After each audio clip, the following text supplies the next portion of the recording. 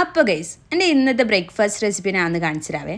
Easy ആയിട്ടൊന്ന് നല്ല healthy ആയിട്ടുള്ള ഒരു ഐറ്റം തന്നെയാണ് കേട്ടോ.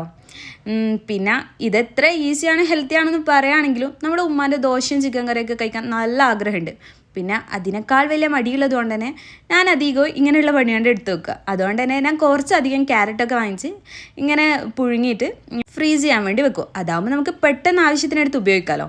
പിന്നെ അതിന് വേണ്ടി കുറച്ച് ഈത്തപ്പഴം അണ്ടിപ്പരിപ്പും പിസ്തയും കൂടി ഞാൻ സോക്ക് ചെയ്യാൻ വേണ്ടി വെച്ചിട്ടുണ്ടായിരുന്നു. പിന്നെ അതൊരു മിക്സി ജാറിലേക്ക് ഇട്ട് അതിൻ്റെ കൂടെ ക്യാരറ്റും പപ്പായും കൂടി ഇട്ട് അടിക്കുക. പിന്നെ അതൊന്ന് അടിഞ്ഞ് വന്നതിന് ശേഷം കുറച്ച് പാലും കൂടി ആഡാക്കി വീണ്ടും ഒന്ന് അടിച്ചെടുക്കുക. അപ്പോൾ ഇത്രയേ ഉള്ളൂ.